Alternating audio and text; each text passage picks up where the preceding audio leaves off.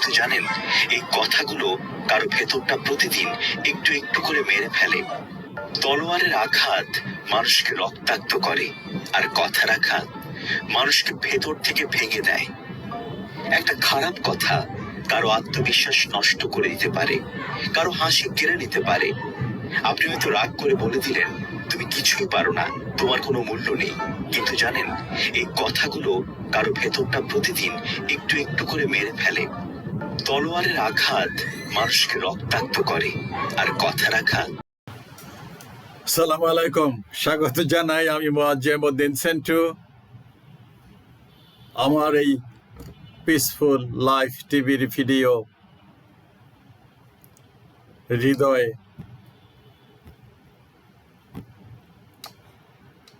কার কতটা কোমল এবং শক্ত,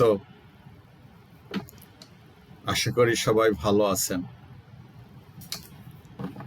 সবসময় জীবনের কিছু অভিজ্ঞতা শেয়ার করি, আপনাদেরকে শেয়ার করবো। এটা আমার মোরাল অব্লিগেশন। খারাপ তো কিছু করি না, আশা করি, নাকি করি? ছোট ভাই বোন কিংবা যাদের সন্তান আছে, যারা 15 থেকে 35 বছর বয়স, অনেকে তো 20-25 বছরে বিয়ে শাদী করে, অনেকে 5-7-10 বছরের ছেলে মেয়েও থাকতে পারে। কোনো সময় যেতেও কথা বলেন, তোমার দ্বারা কিছু হবে না, তোর দ্বারা কিছু হবে না, তুই একটা অপদার্থ, যে বলেন। তো বলা উচিত। এই পৃথিবীতে মানুষকে কি দিবেন যদি মুখ দিয়ে এতটুকু কথাও বলতে না পারেন যে ভাই জিনিসটা খুব সুন্দর, আপনি ছেলেটা খুব সুন্দর, ভালো রেজাল্ট করছে, মাশাআল্লাহ, তুমি পারবে আব্বু, তুমি এটা করতে পারবে, কোনো সমস্যা নাই। আপনি যদি আপনার ছেলেকে, আপনার ভাইয়ের পক্ষে বা আপনার ছোট কাউকে, আত্মীয়কে, ছোট ভাই বোনদেরকে এনকারেজ না করেন, ইন্সপায়ার না করেন, তাহলে কে করবে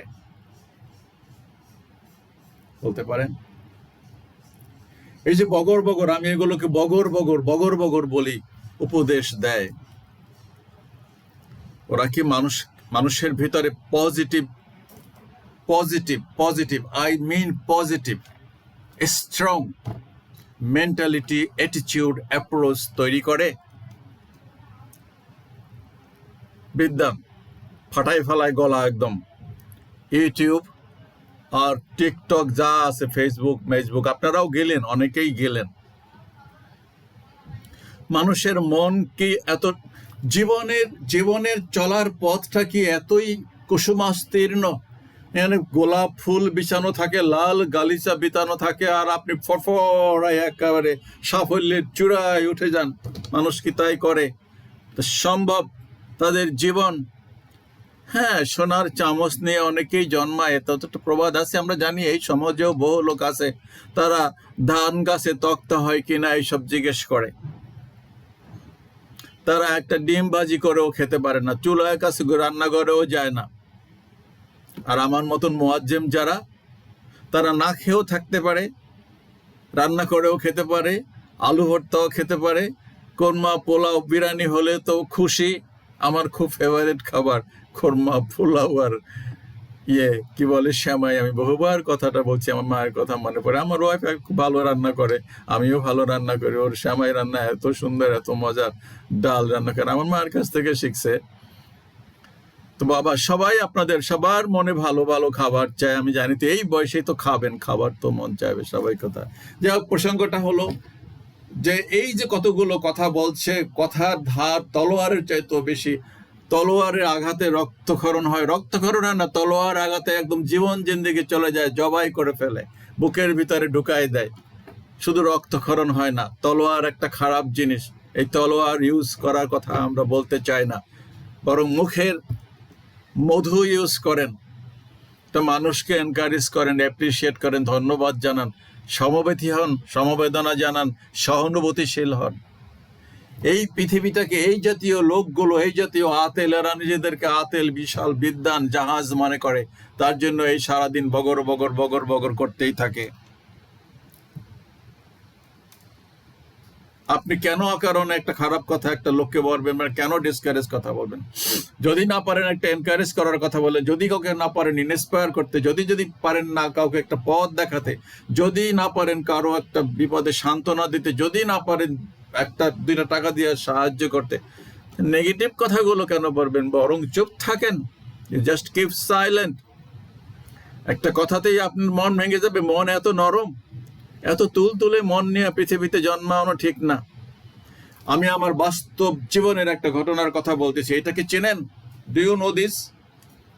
দেখছেন জীবনে, আমি ইউনিভার্সিটি জীবন শেষ করে চাকরিতে যখন ঢুকি 80 বা 81 সনে, তার আগে এগুলো তো হাত দেওয়া হয় নাই কখনো। এগুলা অফিসে তো অহরহই ঢুকছি গেছি, ব্যাংকে সারাদিনে। আমি তো যখন 7-এ পড়ি, আমার ভাই তো ব্যাংকে চাকরি করতো, কিন্তু এটা তো আমার তো হাত দেওয়ার প্রয়োজন পড়ে নাই, কখনোই এটা ইউজও করি নাই কোনো সময়। এটা দিয়া এই পেপার পাঞ্চ করে, এই যে পেপার আছে এই পেপার পাঞ্চ করে, এভাবে পাঞ্চ করে এই যে ফাইল আছে, এই যে ফাইল দেখেন, এই ফাইলে এই ছিদ্রের ভিতরে এটা ক্লিপ ভিতরে ঢুকায় রাখা, আরো বড় ফাইলও আছে, যাই হোক ওগুলো সব একই সাইজ। সো আমার একটা মাথা মোটা বস ছিল না, আমার কলিগ, সিনিয়র কলিগ, ওর প্রায় রিটায়ারমেন্টের বয়স হয়ে গেছে ওই সময়, আমি যখন জয়েন করছি 81 সালে। তো আমাকে একদিন বলতেছে একটা পেপার দিয়া যে এটা একটু পাঞ্চ করে এনে দেন। তো আমি তখনও জানি না যে এটাকে এভাবে ভাঁজ করে পেপারটাকে সেন্টার করে, এই পাঞ্চ মেশিনটারও একটা সেন্টার আছে, এখানে একটা অ্যারো মার্ক করা আছে, এখানে একটা ছোট্ট অ্যারো মার্ক, হয়তো এখানে দেখানো যাবে না, এখানে একটা অ্যারো মার্ক করা আছে, এই যে এটারে সেন্টার করা। এটার কারণ হলো এই যে এই যে ছিদ্র দুইটা হলো, এটা ওর ভিতরে ঢুকবে এবং এই পেপারগুলো আগা মাথা একটা ডিসিপ্লিন হইতে সমানভাবে ইয়েতে ঢুকবে। একটার মাথা উঁচু হয়ে আছে, একটার পাছা নিচু হয়ে আছে, এইভাবে থাকবে না।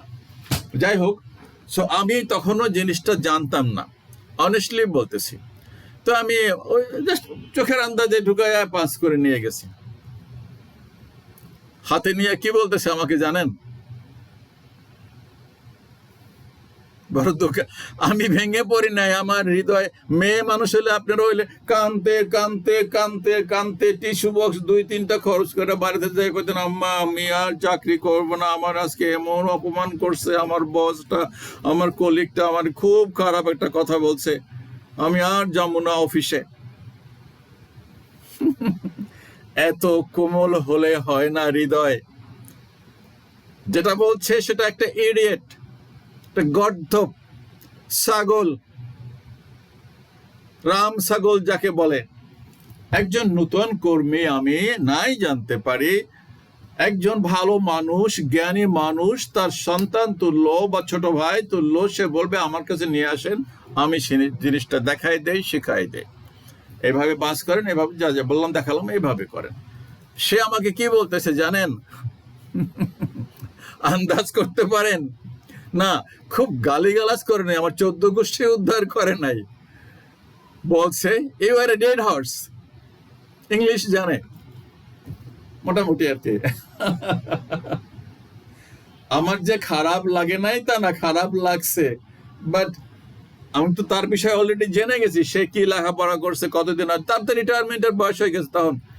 তো আর আমি তো এই 14 ঘাটের পানি খেয়ে তারপরে এখানে চাকরিতে জয়েন করছি সেই সময় 81 সনে।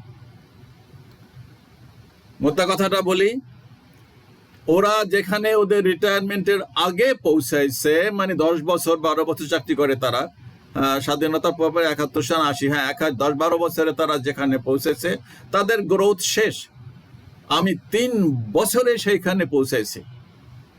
আর ওই কথাটা আমি আমার কলিজা ফাটে নাই, ভাঙেও নাই, আমি মনে মনে এনজয় করছি যে বেটা আর কোনো কথা পাইলো না। আমাকে তো কাছে থেকে বলতেছে, মোয়াজ্জেম সাহেব, মোয়াজ্জেম ভাই, মোয়াজ্জেম আমার কাছে নিয়ে আসেন, আমি দেখাই দিই পেপারটা, এইভাবে পাঞ্চ করে আমাকে দেন, বা এইভাবে পাঞ্চ করতে হয়। সে এই যে বগর করে যে আপনার কথায় আপনার কলিজা হৃদয় ছিঁড়ে যাবে, একেবারে ফাইটে যাবেন না, এইরকম হৃদয় নিয়ে কাজ করবেন না। এতে কিছু জেল ফাঁস হয় না, এই সমস্ত কথাবার্তা বলে, আর এগুলো কথা গায়েও মারতে নাই, এগুলোকে ধুলা বালুর মতন ঝাড়া দিয়ে ফেলাই দেবেন যদি আপনার আত্মবিশ্বাস থাকে। আপনার আত্মবিশ্বাস কেন ভেঙে যাবে এতটুকু কথায়? আত্মবিশ্বাস কি এত ঠুনকো জিনিস? সম্মান কি এত ঠুনকো জিনিস যে একজনে একটা কথা বললো আপনাকে চোর, ডাকাত, বাটপার অনেক কিছু বলতে পারে, 14 গোষ্ঠী বলছি, তো আমার 14 গোষ্ঠী উদ্ধার করলো, তো আমি দোয়া করবো আল্লাহ তুমি আরে জান্নাত দিও এই লোকটারে, যে আমার 14 গোষ্ঠী উদ্ধার করবে বা আমার মুয়াজ্জেম উদ্দিন সেন্টু আমার উদ্ধার করবে, দোয়া করবো, হেদায়েত নসিব করো আল্লাহ। সো আমি আপনাদেরকে বলতেছি না, এই সমস্ত কথাবার্তায় আপনাকে নেগেটিভ কথা বলবে, আপনাকে মিসগাইড করবে, আপনাকে উল্টা পরামর্শ দিবে, এরকম লোকেই বেশি পাবেন আপনাদের জীবনে চলার পথে। এখন তো সময় আরো খারাপ, খুব কম মানুষকেই পাবেন যে আপনাকে একটা ভালো পরামর্শ দেবে। আমি এখানে একটা ওই সেকশনেরই একজন আফ্রিকান তানজানিয়ার বস ছিল, উনি ছিলেন বস, উনি সেকশন চিফ, ইন্টারন্যাশনাল প্লেয়ার, আমাকে কাছে ডেকে একদিন ব্রিফ করতেছে, মুয়াজ্জেম তুমি এই লাইনে থাকবা, এই লাইনে যাবা, ওই লাইনে যাবা না, অন্য কোনো দিকে যাবা না, মানে প্রোগ্রামের দিকে যাবা, তুমি কাজের যেদিকে গেলে তোমার, সেটা তো আর বলে না, আমাকে সোজা বলছে, এই কথা বলছে। তো আমি তো তার কাছে কৃতজ্ঞ, এন্ড দ্যাট আই ডিড। এও তো মানুষ, উনি তো তানজানিয়ার, বিদেশের, আমার কেউ হয় না, কিচ্ছু হয় না, আমার সেকশন চিফ। কি করবেন? যদি আপনার জ্ঞান থাকে, বুদ্ধি থাকে, কিছু করতে চান সমাজের জন্য, মানুষের জন্য, তাহলে তো ভালো পরামর্শই দিবেন। কেন এই কথা দিয়া শরীর ফলার মতন একেবারে কলিজা ফলা ফলা করে দেবেন? আর আরেকজনকে আপনাকে কেউ বলবে আপনার কলিজা ফলা ফলা হয়ে যাবে, আর আপনি একা সুইসাইড করবেন, আত্মহত্যা করবেন, কচু গাছের সাথে হার্ট ব্রোকেন হয়ে যাবে, একেবারে আপনার হৃদয় ভেঙে যাবে, রক্তক্ষরণ হবে, আপনার এইটা আর ভুলতে পারবেন না জীবনে। না বাবা, এত কোমল আর এত স্মৃতিশক্তি নিয়ে চলা ভালো না যে এইগুলো মনের ভিতরে ধরে রাখতে হবে। খবরদার বলছি, life is not a bed of roses. বুঝাতে পারছে? চড়াই উতরাই পাহাড়াতে হবে। এইসব তো কোনো যুদ্ধ না, এসব তো কোনো হাঙ্গামা না, এসব তো কোনো লড়াই না। লড়াই তো হবে কাজের ক্ষেত্রে, যে আপনার কতটুকু নলেজ আছে, কতটুকু জানেন, কতটুকু যেতে পারেন, কতটা সাহস আছে, কতটা কনফিডেন্স আছে, কতটা ডাইনামিক আপনি, কতটা ফরসাইটেড আপনার, কতটা ক্রিয়েটিভিটি আপনার ভিতরে আছে, কতটা রেসপন্সিবিলিটি আপনি নিতে চান, কতটা courage you have, how daring you are. Correspondence করতে পারেন, মানুষের সাথে সাবলীল ভাবে কথা বলতে পারেন, কোনো একটা বিষয় নিয়ে বার্গেনিং করতে পারেন, যে না এটা না, এটা হবে, বসের সামনে বলতে পারবেন, বস আপনি এটা বলতেছেন কিন্তু আমার মনে হয় এটা ঠিক না, ওইভাবে করলে মনে হয় কাজটা ঠিক হবে। Do you have that guts, that courage, that knowledge? Then I salute you. এই একটা কথা একদম শরীর ফলার মতন, একদম কলিজা ফলা ফলা হইয়া যায়, আর আপনি একদম আপনার আত্মবিশ্বাস হারাইয়া ফেলেন। ওই আম গাছে পাখি ডাকে, গুগু কুরকুর করে, এই সব তো জ্ঞান নয়, এই সব তো বক্তৃতা নয়, এইসব তো ওয়াজ নয়, এইসব ওয়াজ শুনবেন না, এইসব ওয়াজ শুনবেন না।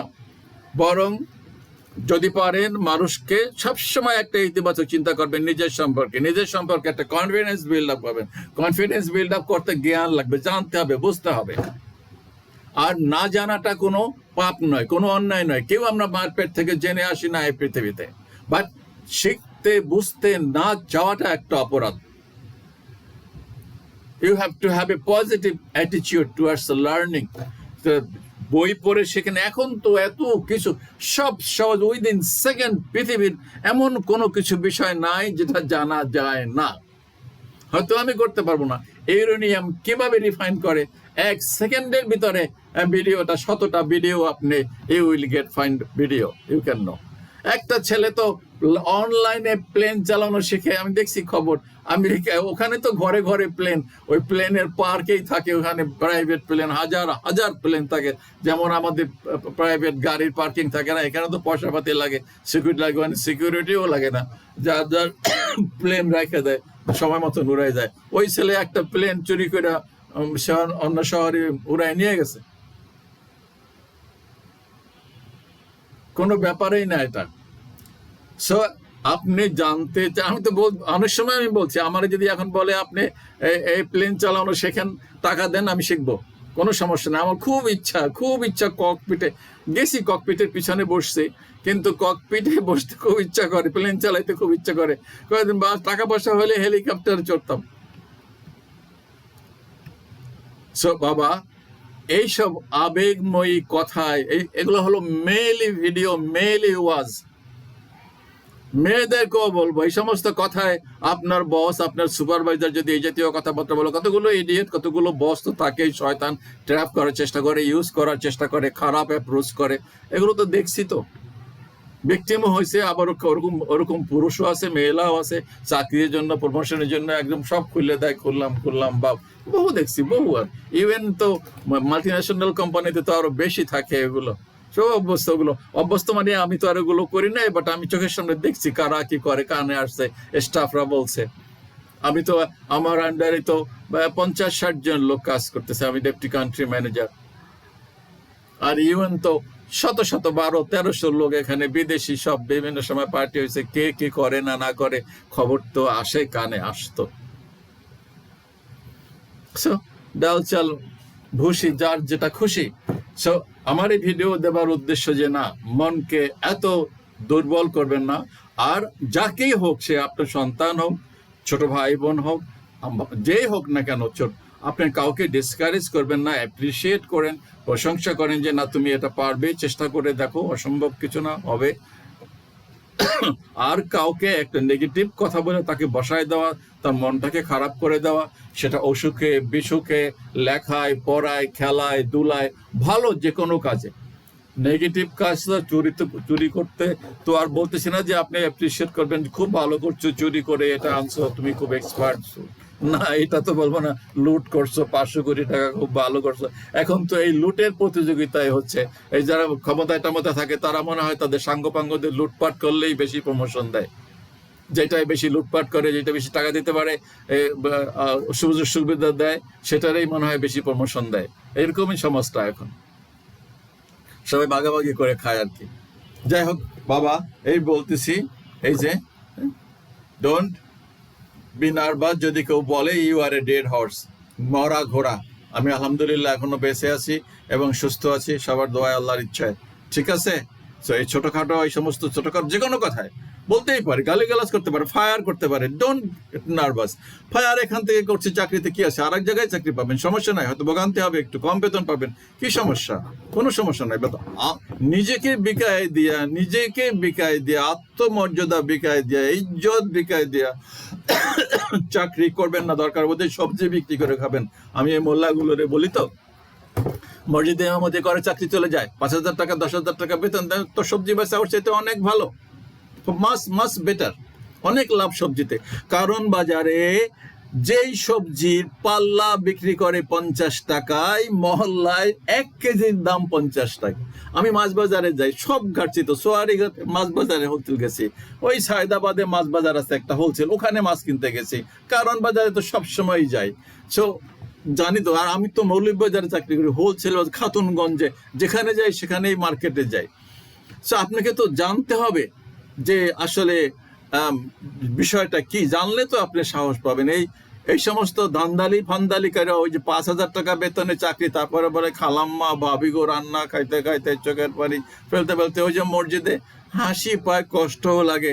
এই খালাম্মার বাসায় 30 দিনে 30 বাসা থেকে আসে, কোনো বাসা থেকে আসে 4টায়, কোনো বাসা থেকে আসে 2টায়। আমি মানুষকে দেখি 2টার সময় বাজার করে নিয়ে যায়, তারা কখন রান্না করে আমি সচক্ষে দেখি, খেয়াল করি, আপনারা খেয়াল করেন কিনা যায় না। বাজার করে মানুষ 8টা-10টার সময় বাজার করে, সকালবেলায় রান্নার আয়োজন করে, আমাদের ঘরে বুয়া আসে, তরকারি পেঁয়াজ টিয়াজ কেটে দেয়।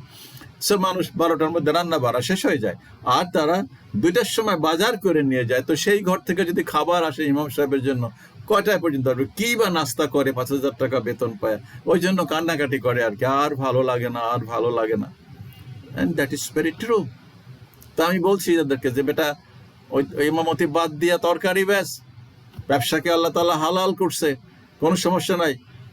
নবীজি ব্যবসা করেছেন, সবাই আবু বকর সিদ্দিক ব্যবসা করেছেন, ওসমান গনি অনেক বড় ব্যবসায়ী ছিলেন, বহু বড় বড় ব্যবসায়ী ছিলেন ইসলামের সেই সময়কার সাহাবীগণ। আর ওই যে বলছে মুহাজির আনসার, ওরা বলছে মুহাজির হলো যারা মক্কা থেকে মদিনায় এসছে, আর মদিনায় যারা সালাতুল আনসার সাহায্যকারী, তারা নিজেদের ওয়াইফকে দিয়ে দিয়েছে, বাগান দিয়ে দিয়েছে যে তোমরা আমার ভাই, আমি নবীজি বলছে আর কি তোমাদের ভাইও না, আমার এই বাগানটা আমি দিয়ে দিলাম।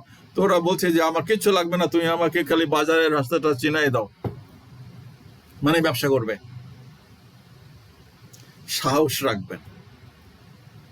আর এই সমস্ত কথা যারা বলে এগুলা হয়েছে হতাশার রোগী, এগুলার হতাশার জাম ছড়ায়, এদের পাশেও বসবেন না, বন্ধুত্ব করা তো দূরের কথা। ঠিক আছে, আল্লাহ হাফিজ, আসসালামু আলাইকুম।